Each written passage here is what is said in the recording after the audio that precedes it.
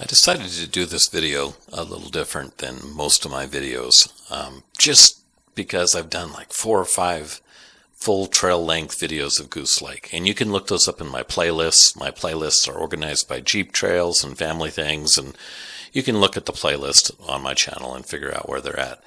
Anyway, I just thought it would be fun to show you just different stages of the trail. The trail, these aren't all totally in order, but they're similar in order.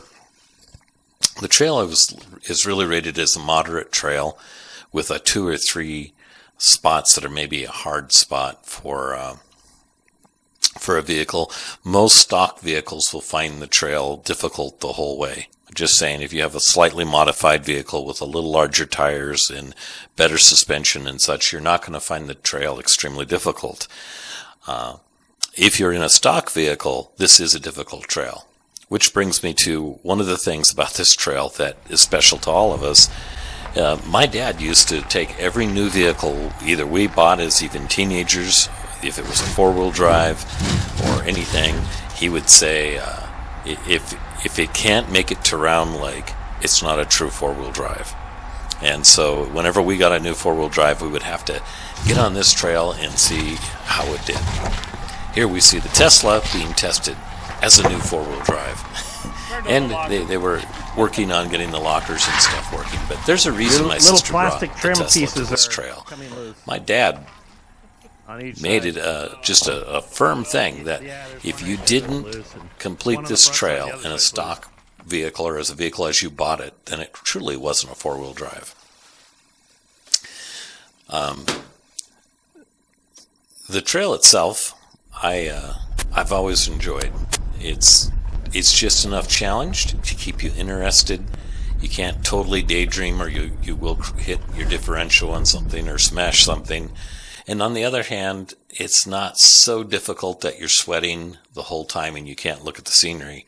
You can't enjoy your surroundings. The trail usually isn't even open, I'd say, until the 3rd week of July, 2nd week of July. I've been up here on the 4th of July and tried to run the trail, and the snow is still over the hood of the Jeep.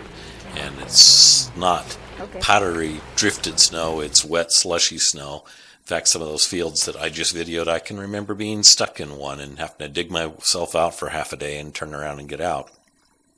So there's that. You have a slight window, because then it, usually by mid-September, like it's the 16th of September now, and this last weekend it snowed up there, probably a few inches of snow. By the end of September, this road is usually impassable safely. Maybe if you have a rock buggy or something like that, you might be able to get back here, if you air down to 0 or 2 PSI and drove over the snow. I'm not saying that you can't get back here, but for most stock vehicles and most even mildly modified vehicles, your window to run this trail is from the end of July to the beginning of September, and then you're done. The trail itself used to be a mule cart road, and it went up to a bunch of mines back here, or up beyond Cook City in the late 1800s. Eventually, I would say this road changed quite a bit. The road along Round Lake, for example, in the 70s, the lake water was higher, and they had a bunch of logs chained together as a bridge at the end of the lake. And I don't know exactly what happened when they decided to make this a wilderness area. The road changed a little bit. All those chained logs came out. The lake seemed to go down I've never seen the lake over the road again since then, but it used to be when you were a kid, you would drive and you'd be under 6 or 8 inches of water all the way around that entire lake, just because the water was that high. And there's some evidence of that around the lake where the water level used to be. The other things that changed is there used to be more mud holes, and long about the 80s, the Forest Service came up with a backhoe, and they dug deep trenches and put in culverts and stuff, and they drained off most of the mud holes on the trail. So really now I think there's maybe one spot beyond Long Lake where I think you could get stuck in mud, And all of the other mud holes you go in, they have a hard bottom, and so you're not going to actually sink too far. And you can drive through most of them with them not being more than just a splash on your headlights. There's a couple areas where you can get out and get some speed, but they're few and far between. It is just a bumpy, rough trail. People who ride it with four-wheelers, it's not their favorite trail because you can't, even on a four-wheeler, it's just not that fun to vibrate and bounce and have your teeth shaken out of your head while you go along. And it's just rough enough that it's not the entertainment trail for the four-wheelers. There's other trails up here where they can speed, do 30, 40, whatever, 50, 60, 70, you name it, you know how they are. And if you're a side-by-side four-wheeler person, I'm sorry, but I've seen them nearly mush themselves against my grill, flying around corners up here on some of these roads. This isn't that kind of road for them. It's not that fun. So I don't see a lot of four-wheelers on here. Usually 2 or 3 in the whole 8 miles. It's not uncommon to see a few Jeeps.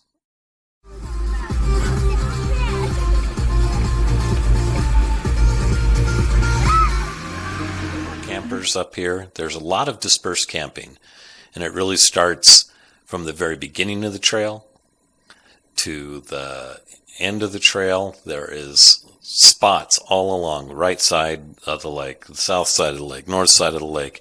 One of my favorite spots is on the other side of Round Lake. But there are other ones. There's a little lake called Lone Lake that has a little road that goes over to it. There's a lake called Corner Lake that has a little road going to it. Above Long Lake, there's a camping area. At Star Lake, there's 2 camping areas. At each spot in between the lakes, there's 1 or 2 camp areas.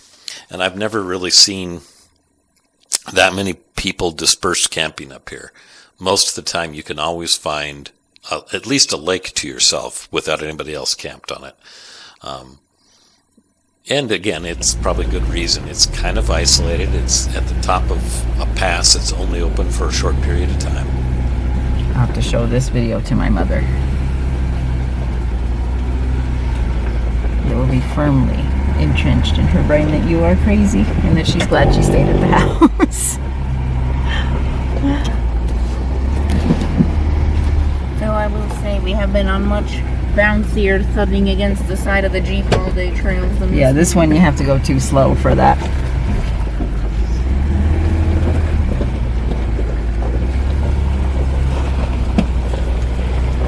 So that's what it is. Rocks on the trail. Basically, if you looked at the map and you would see a lake called Star Lake. Beyond Star Lake, the level of the trail jumps from probably a 2 to a 3, 3.5 at times on a scale of 1 to 5. There are areas and bypasses to them where a locker is really handy. At least a rear locker is handy. I've seen plenty of trail damage on this trail, even with well-equipped vehicles. I've seen broken shocks. I've seen a gas tank punctured. I've seen all sorts of mangled skid plates. I've seen bent rims, flat tires. You know, it's a Jeep trail that it's not one that I recommend going on by yourself.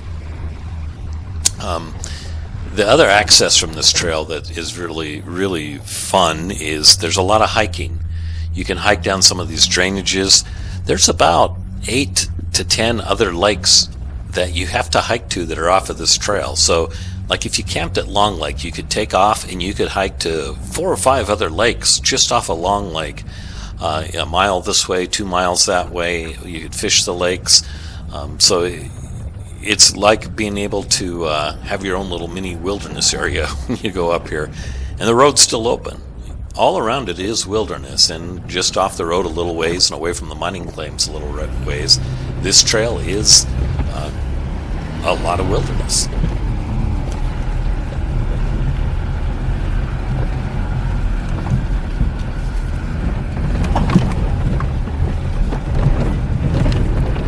Out your window. Service out there.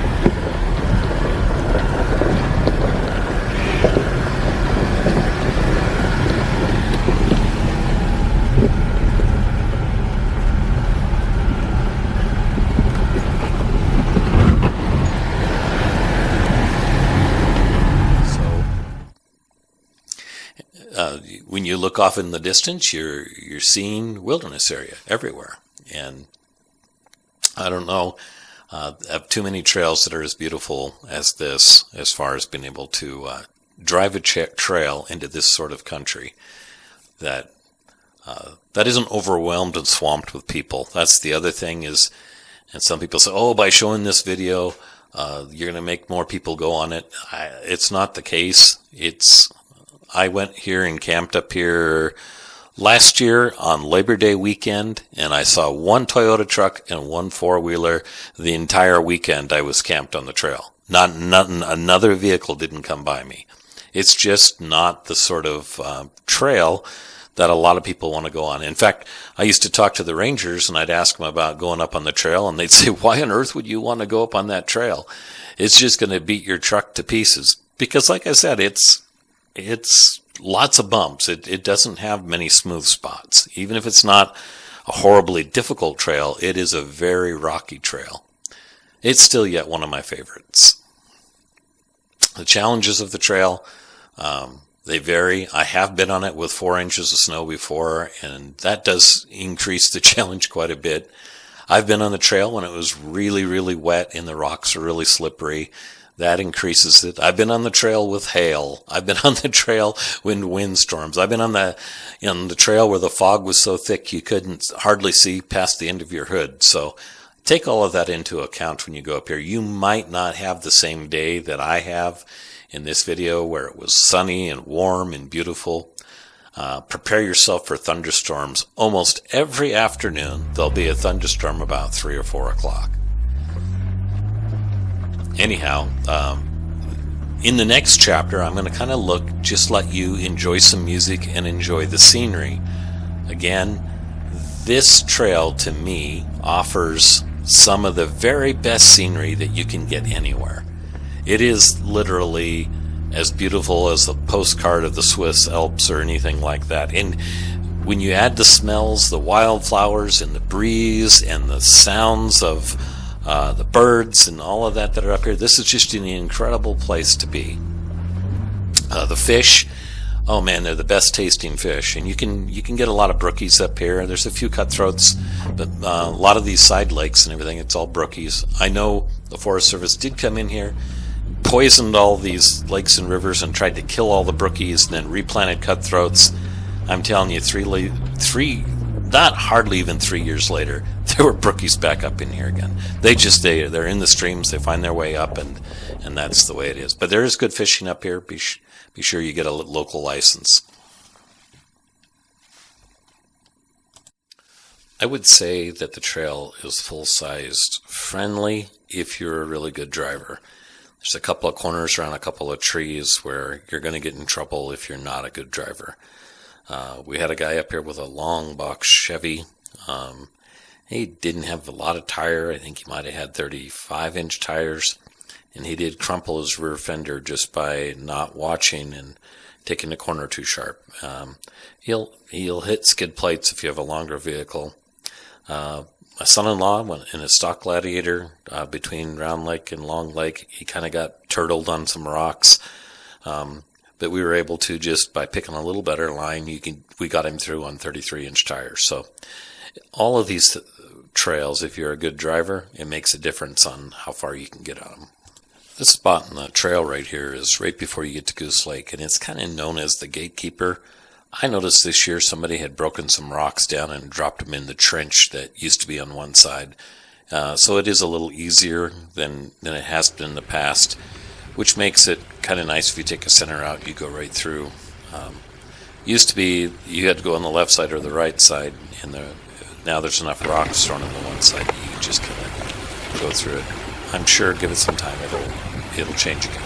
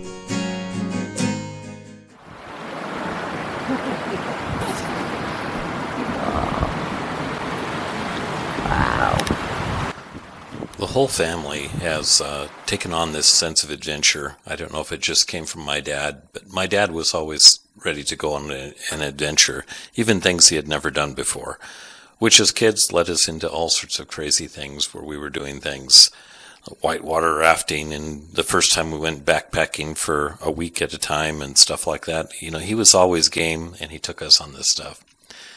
Now, all of these people that you're seeing pictures of, they're all family. They're my kids, my brother, my sister, their spouses, my kids' spouses. And all the grandkids, they've all been brought into this outdoor adventure family. And we just love being together and being in the mountains together. There's a Cybertruck at Long Lake.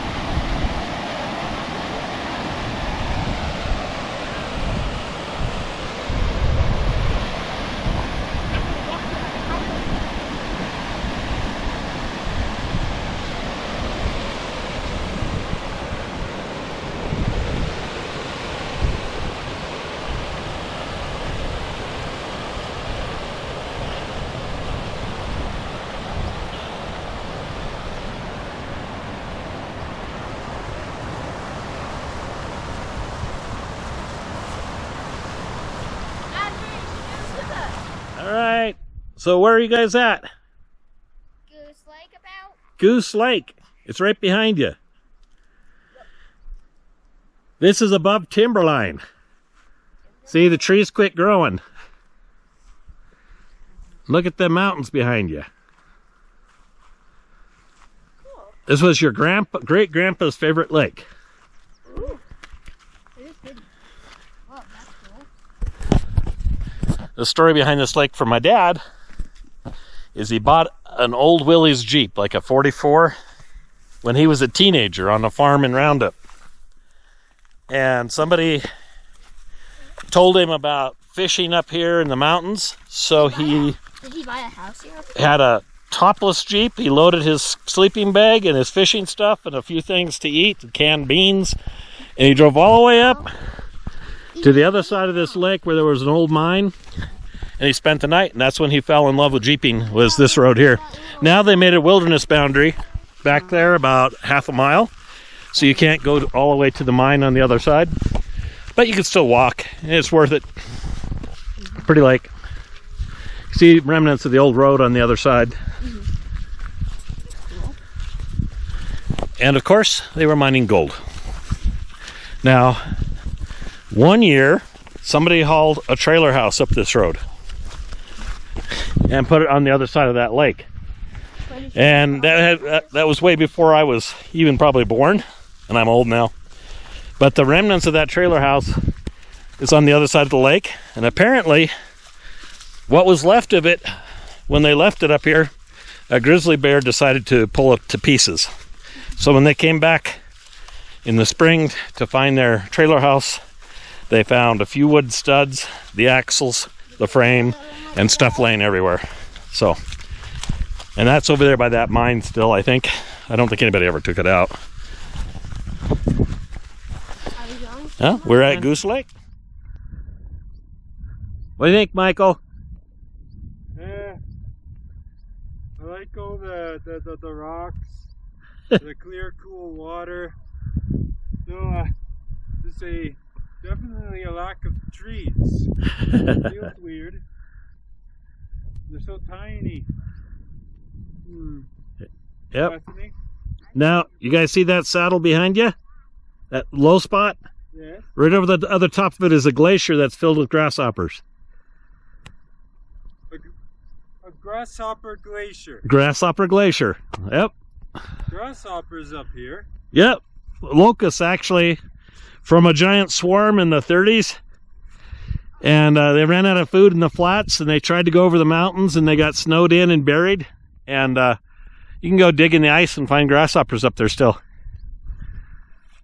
It's a long hike. It might not look like much, but I think from here you probably have 2.5 miles to the glacier, and it's all uphill. And you have no oxygen.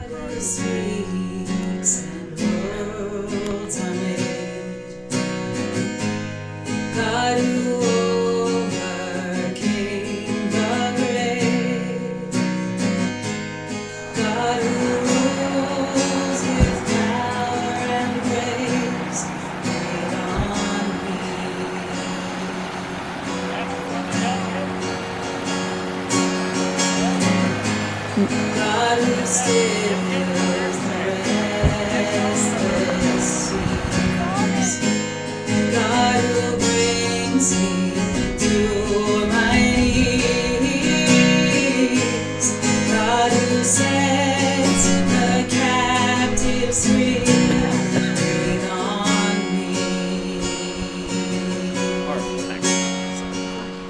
Mighty breath of God, breathe life to me. Fill me with your presence, Lord, so that I